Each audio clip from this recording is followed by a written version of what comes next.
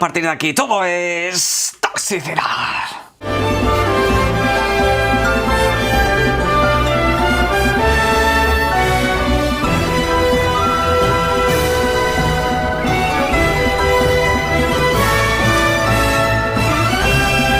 Buenas y pónganse ustedes cómodos porque en el vídeo de hoy tenemos PlayStation 5 Slim, tenemos nueva consola de Nintendo, tenemos novedades acerca también del motor gráfico de Starfield y monopolios. Ya que en las últimas horas han salido unas documentaciones que nos resultan bastante interesantes, sobre todo para asociar a discusiones que hemos tenido a lo largo de la última semana, por aquellas informaciones que nos decían que Microsoft poco menos que allá por el año 2019 quería sacar a Sony y PlayStation del mercado y en este caso dominar la industria del videojuego. También aprovecho para comentaros que en el link de la descripción en EVA tenéis activas ya las nuevas ofertas semanales, en este caso utilizando el código OFFER710. Lo tenéis al inicio del proceso de compra, vais a la cesta, compráis lo que sea y ponéis ese código y tendréis un 12% de descuento adicional a los descuentos ya existentes. Entrad videojuegos como Sifu, Alien Dark Descent o por ejemplo Ace of Mythology, aparte de suscripciones a Xbox Live Gold, también Nintendo Switch Online o también el monedero de PlayStation. También podéis aprovechar ya que esta semana no entra Game Pass, pero sí que podéis utilizar Live Gold para cambiarlo por Game Pass siempre y cuando no tengáis ninguna suscripción activa. Os sale muy baratito y el proceso es bastante sencillo. Para cualquier duda podéis dejar vuestros comentarios ahí debajo y os lo solucionaré yo o alguien de la comunidad. Pero bueno, ¡vamos al lío! Arrancamos poniéndonos en situación. Un correo del año 2019 nos decía que Matt Booty, que actualmente lleva lo que es la división Xbox Game Studios, comentaba dentro de Microsoft las intenciones de cara al largo plazo con respecto a la competencia y con respecto a lo que son las inversiones adquiriendo diferentes estudios de videojuegos. En este caso decían lo siguiente: nosotros, refiriéndose a Microsoft, estamos en una posición muy única para gastar a Sony hasta sacarla del negocio. Si creemos que el contenido de videojuegos importa en 10 años, podríamos mirar hacia atrás y decir: ¿habría valido la pena totalmente perder 2 billones, 3 billones en 2020 para evitar una situación en la que Tencent, Google, Amazon o incluso Sony se hayan convertido en la Disney de los videojuegos y posean la mayor parte del contenido valioso? Bueno, esto por supuesto dio para mucho debate, esto por supuesto puso encima de la mesa que sí, Microsoft quería sacar a Sony PlayStation del negocio a base de adquisiciones o a base de, digamos, asegurar contenido por aquí y por allá. Bien es cierto que la prensa del videojuego de manera interesada omitió cuando se hablaba precisamente de Google, de Amazon o de Tencent. No solamente se hablaba de Sony PlayStation, pero bueno, por supuesto estaba dentro de esa terna hablando del mundo de las consolas principalmente. ¿Qué es lo que sucede? Pues que a muchos esto les llevó al clásico debate de que Microsoft está buscando el monopolio, ya se han descubierto sus verdaderas intenciones, etcétera, etcétera, etcétera. Igualmente esto es algo que, por ejemplo, no ha tenido en cuenta la jueza o no ha tenido en cuenta prácticamente ningún regulador, porque esta carta ya la conocían y al fin y al cabo saben que la competencia siempre intenta destruir a los demás, siempre intenta quedarse sola. Esto no es algo exclusivamente de Microsoft, sino que lo hacen todas las compañías. Ya que de hecho precisamente a esta situación tenemos que añadir lo que se ha descubierto en las últimas horas mediante una documentación en la que Sega hablaba de sus andanzas allá por los años 90 frente a Sony PlayStation. A modo ilustrativo en pantalla voy a dejar varios de esos documentos, ¿vale? La mayoría seguramente los veréis por redes sociales, algunos incluso en artículos de prensa, aunque seguramente hagan alguna clase de sesgo. Eso también os lo voy avisando.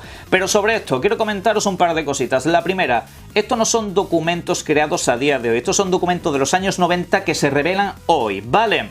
En este caso, nos comenta Sega que precisamente allá por los años 90 justamente había diferentes reuniones entre los directivos de una compañía y de otra, de Sony PlayStation, de Sega, y que en este caso pues se producían más o menos cada 3 meses, eran reuniones bastante habituales. En una de esas reuniones, Sony PlayStation dejó bastante claro cuáles iban a ser sus planes de cara a las próximas generaciones, incluida esta en la que estamos ahora mismo. Y es que le propuso ni más ni menos a Sega que dejasen de hacer videoconsolas, que se convirtiesen en una third party. Oigan ustedes, ya saben cómo son los negocios, ustedes podrían hacer juegos para nosotros y ahí pues no tener que preocuparse del hardware, etcétera, etcétera. Bien, básicamente Sony le dijo a Sega: iros del mercado de los videojuegos. Como digo, eso está por escrito, eso no es una opinión mía, eso no es una deducción ni nada de eso, simplemente le estaban invitando a dejar de hacer consolas, trabajar para nosotros haciendo videojuegos. Al fin y al cabo, en otra parte de la documentación sí que es cierto que Sega reconoce sus errores de marketing, sus errores de diseño de hardware, etcétera, etcétera, y también a nivel de promoción, ¿vale? Y no tener en cuenta sobre todo a los competidores. Pero claro, también se recalca una cosa bastante importante, y es que en este caso Sega nos dice precisamente lo más obvio del mundo. Sony aprovechó su posición de mercado de ser una gran tecnológica para meter mucha pasta en las diferentes editoras third party, las cuales no compraba directamente, pero sí se quedaba con todas las exclusividades posibles. Namco, Konami, Square, todas esas prácticamente abandonaban a la competencia y se quedaban en exclusiva para Sony y PlayStation, incluso algunas que ya tenían videojuegos desarrollados. Por ejemplo, vimos aquí precisamente una documentación en la que el director del Tomb Raider 2 decía que el videojuego ya tenía una versión final para la Sega Saturn, pero que finalmente no salió porque Sony PlayStation puso pasta encima de la mesa para que eso fuera exclusivo. Eso, como digo, es historia, documentación, declaraciones oficiales, no es una opinión o deducción personal, ¿vale? Teniendo en cuenta estos datos, obviamente yo podía tirarme aquí hablando de los papeles de Sega durante 7 horas, pero al fin y al cabo yo creo que a modo de resumen la idea está bastante clara. Sony PlayStation siempre ha querido sacar a la competencia del mercado. Lo ha intentado incluso esta generación. Lo principal de Square, exclusivo. Lo principal de Bethesda, exclusivo. Incluso querían hacer Starfield exclusivo. O sea, la intención estaba ahí. Si Microsoft no compra Bethesda, seguramente ahora mismo estaríamos hablando de Starfield como un exclusivo de Sony PlayStation. Eso tenerlo clarísimo. Esa era la intención y eso era lo que iban a hacer, ¿vale? Aparte de eso, otras muchas compañías que no me voy a parar aquí a detener para comentaros, porque ya hemos visto que incluso hasta un Street Fighter ha sido exclusivo de Sony. O sea, ese es el punto. Ahora mismo ese es el nivel y es algo que vienen haciendo desde aquella época. Son datos, no opinión, ¿vale? Y en este caso a algunos le preocupa, no, es que Microsoft quiere sacar a Sony del mercado. Sony directamente sacó a Sega, le invitó a irse de buenas maneras y luego, a las malas, pues básicamente exclusiva.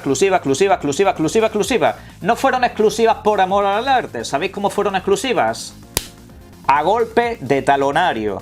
Eso tenerlo claro, también aparece en esa documentación. A base de aprovechar que eres una gran tecnológica con muchos recursos que vienen de otros apartados que no son los videojuegos, te hiciste de oro dentro de ese mundillo. Lo que tanto se le critica a Microsoft es que Xbox no crece orgánicamente. Sony PlayStation tampoco lo hizo. Dinero de Sony, de la empresa Matiz, y luego a base de exclusiones temporales o totales, es lo que es hoy en día. Al fin y al cabo eso es historia, eso es lo que sucedió. Con esto pues se entiende precisamente que se puede poner fin al debate sobre los monopolios y todo este tipo de cosas, y más aún sobre qué empresa es buena y qué empresa es mala, ya que en este caso todas intentan hacer básicamente lo mismo en el caso de PlayStation desde sus orígenes. Particularmente esta compañía no debería tener ninguna clase de miedo o problema. Sony PlayStation, si hace las cosas bien, puede sobrevivir al igual que lo ha hecho Nintendo. La compañía japonesa en este caso vive de su propio producto, vive de sus exclusividades, no necesita de un Call of Duty o de un Starfield, puede seguir adelante sin ninguna clase de problema y sin prácticamente grandes third parties. En el caso de Sony pues incluso tiene una posición mucho más ventajosa. Xbox tiene que seguir este camino. Ellos no pueden hacer lo que hace Sony PlayStation básicamente porque le cobran el triple o el cuádruple por todo. Así que, en ese sentido, ten a tus propias desarrolladoras, crea tu propio producto exclusivo y en este caso, pues, luego haz lo mejor que veas en esta situación. Pero bueno, vamos con otro tema porque esto ya se acabó. De hecho, una cosa muy buena que siempre ha hecho PlayStation a lo largo de prácticamente todas sus generaciones son los modelos Slim, los modelos a precio reducido de sus videoconsolas. Aquí, por ejemplo, tengo pues esta PlayStation One, la PS1, que sucedía pues precisamente a la PSX, a la primera Sony PlayStation básicamente, y aquí pues parecía básicamente un Discman. Era la verdad bastante más que funcional, era una consola que iba muy bien, al igual que hizo pues con PlayStation 2, PlayStation 3, PlayStation 4 y ahora seguramente haga con la PlayStation 5. De hecho, tenemos una documentación por parte de Microsoft, la cual pues precisamente se ha puesto en todo este caso de la FTC y toda esta movida, que nos habla de ese modelo Slim que saldría para finales de año. Ojo, Microsoft lo llama modelo Slim, ¿vale? Entendéase que es un modelo nuevo a precio reducido que cambiaría alguna serie de características. Incluso nos habla del precio final, que en este caso sería en torno a los 399 pavos, unos 400 dólares, euros, lo que toque en cada lugar, ¿de acuerdo? Y sería un modelo solamente digital, ojo. Esto precisamente nos asocia a la información que tratamos en el canal el pasado año que nos trajo Tom Henderson, una información que hablaba de un modelo de PlayStation 5 que tendría pues un disco lector extraíble, ¿vale? Es decir, 400 pavos sin el lector de discos y a lo mejor pues 450 o 500, no sé cuál será la política de precios de Sony si le decides añadir ese lector, ¿vale? Con lo cual simplemente tendrías que fabricar un modelo único. Como plan, tiene todo el sentido del mundo. Saldría para el último trimestre, se anunciaría en septiembre. Particularmente tiene pues toda la lógica precisamente porque en octubre me lanzas el Spider-Man 2, que va a ser un auténtico vendeconsolas, como son prácticamente todos los videojuegos de superhéroes y demás, al menos los principales, los más potenciales, especialmente Spider-Man, y luego tienes toda la campaña navideña. Así que pues más o menos la información va cuadrando, veremos si en septiembre hay alguna clase de actualización o información al respecto. Yo os la iré comentando por el canal, política de precios, características, a ver si la consola no es un mastodonte y cosas del estilo. Pasamos a hablar en este caso de Starfield, pasamos a hablar de su motor gráfico, algo que siempre ha traído pues bastante debate, diferentes discusiones en la comunidad de jugadores, porque se entiende que el motor gráfico de Bethesda pues está un poquito atrasado en ciertos aspectos. Algunos incluso añaden siempre que debería hacerse todo en un Real Engine 5, cuando todo eso lo que haría es imposible un videojuego como el que nos proponen en este momento. Como siempre hemos comentado, al fin y al cabo Bethesda ha actualizado su motor gráfico, al igual que lo hacen básicamente todos. En este caso habla Todd Howard, en este caso nos cuenta diferentes características y detalles acerca de todo esto, aunque de una manera un poco críptica. Paso a leer algunos de sus comentarios, más allá de que en primer lugar no se enlaza precisamente con lo que es la iluminación global, algo que de hecho ha mejorado mucho con este motor gráfico con respecto a videojuegos como Fallout 4 o Skyrim. Una iluminación que incide en todos los objetos que hay en el planeta. Sí, todos los objetos, no necesariamente solo el entorno, el ambiente, sino que si tú llevas pues diferentes elementos por aquí y por allá, influye de una manera completamente distinta en cada uno de ellos, como los famosos bocadillos, etcétera, etcétera, lo cual pues hace que todavía el videojuego tenga mucho más mérito debido a su grandeza. Pero bueno, dejando a un lado todo esto, que me gustaría comentarlo en profundidad incluso mediante debates, os comento que Tom Howard ha dicho lo siguiente: realmente no mostramos esto, y me encantaría hacerlo en el futuro, pero tenemos una niebla volumétrica realmente genial y cómo interactúa con la iluminación. Esto da para muchos memes, pero sí, señoras y señores, Starfield tiene niebla volumétrica. Tiene esa característica que tanto se ha ensalzado en los últimos tiempos y en este caso pues incidiendo en más de 1000 planetas. Todo se ha dicho, absolutamente impresionante, pero sí, esto supongo que hará mucho mejor a este videojuego.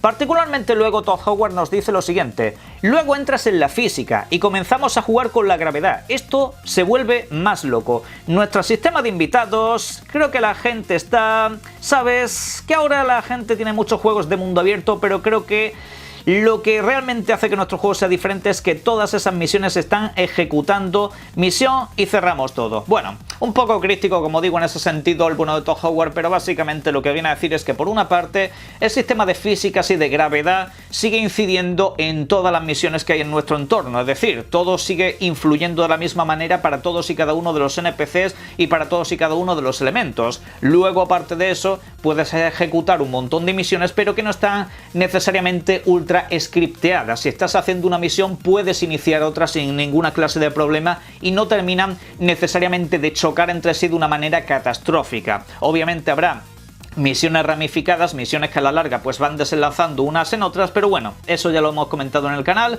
Pero en cuanto a lo que se refiere precisamente al motor gráfico, parece ser que esto va a ser una completa y absoluta maravilla en los próximos años. Dejamos Starfield y pasamos a hablar de otra nueva videoconsola. Al igual que antes hemos hablado del nuevo modelo de PlayStation 5, también tenemos que hablar de la nueva generación de consolas de Nintendo. Particularmente, aquí os suena el nombre NX. Sí, es el nombre en clave que se utilizó para lo que es la Nintendo Switch. Antes de su lanzamiento, antes de su presentación, así es como se conocía en prácticamente todas partes. Pues ha aparecido este nombre. Encima de la mesa, algunos usuarios se han percatado de que en diferentes soportes de desarrollo han puesto o colocado este nombre en clave. Que bueno, básicamente empieza a dar un poco la teoría como cierta que vimos en el vídeo anterior de que había un estudio desarrollador español que ya tenía el nuevo kit de desarrollo, un kit que en este caso no vendría con los nuevos mandos de Nintendo, sino que estarían utilizando el mando Pro de la Switch un poco para evitar alguna clase de filtración al respecto. Y bueno, pues parece que todo marcha. Ahora, ¿cuándo se anunciaría esta nueva videoconsola? yo creo que le queda un poquito, pero el año que viene, cuidado. Dicha presentación no será durante el Tokyo Game Show, salvo que Nintendo quiera hacer un evento paralelo, porque sí, ya se han anunciado muchas de las desarrolladoras o prácticamente todas las que van a estar presentes y hay nombres bastante interesantes. Nintendo por una parte lo único que va a tener es un stand, digamos, de marketing y cosas por el estilo, pero como tal no va a tener presencia o presentaciones, mejor dicho. Luego nos encontramos que durante esta Tokyo Game Show, la cual transcurrirá entre el día 21 y 24 de septiembre, habrá compañías como por ejemplo Bandai Namco, Capcom, Square Enix, Sega, Atlus, Konami, Koei Tecmo, Level 5, Arc System Works y, por ejemplo, Hoyoverse. Pero también tenemos otra curiosidad, y es que se va a presentar ni más ni menos que Virtuos, que son los encargados de realizar ese Metal Gear Solid 3 Remake. Aquí aparece listada como una compañía que estará presente, aunque no necesariamente tiene por qué presentar algo, pero bueno, un poquito de esperanza para ver algo más en profundidad este videojuego del que solo tenemos CGI. Por otra parte, también estará Sony PlayStation, aunque según se dice será sobre todo para juegos más, digamos, del corte independiente, para videojuegos que tienen un poco como publicidad, como también tienen soporte de desarrollo, alguna clase de exclusivito por aquí y por allá, y algunos títulos seguramente pendientes desde hace bastante tiempo. Pero bueno, Sony estaría por ahí, al igual que también va a estar Microsoft. Microsoft estará seguramente para presentar algunos videojuegos inéditos en la plataforma. Al igual que sucedió el pasado año, Microsoft en estos Tokyo Game Show habitualmente pues suele un poco aprovechar para anunciar videojuegos como por ejemplo ese Ni no Kuni 2, esos videojuegos inéditos en plataforma y sobre todo un montón de títulos que nos llegarían directamente a Game Pass. Véase también el caso de Guilty Gear Strive. Así que este es un poco el plantel, el panorama que tenemos para esta Tokyo Game Show, la cual pues seguramente nos pilla a muchos a primera hora de la mañana y para otros incluso a altas horas de la noche, pero bueno, si puedo os lo iré retransmitiendo. Y para finiquitar este vídeo os dejo por aquí en pantalla Atlas Fallen, un videojuego que sale el próximo 10 de agosto, un videojuego de corte, acción RPG, un videojuego que de hecho siempre se le ha calificado un poco como el Forspoken, bueno, por así decirlo, y que ahora pues ya tiene su versión Gold. El videojuego ya estaría terminado, el videojuego ya no sufriría ninguna clase de retraso y cumpliría con su fecha de lanzamiento. Todo se ha dicho, una fecha de la verdad bastante buena, sobre todo porque en verano la cosa está un poquito más despejada y bueno, recordad que es un videojuego que estará para la nueva generación de consolas de PlayStation y Xbox. También os comento, punto y aparte, que lamentablemente no tuvimos tanda de Game Pass, han fallado los cálculos y en este caso me tengo que marcar un rectifica, pero bueno, esperemos si durante el día de hoy o mañana tenemos alguna clase de novedad o tendremos que esperar a la semana que viene. Caja de comentarios como siempre para todo lo que son vuestras opiniones, link en la descripción en EVA para que aprovechéis la oferta semanal que os he comentado al principio del vídeo, al igual y como siempre quiero invitaros a que disfrutéis mucho de los videojuegos. Un saludo.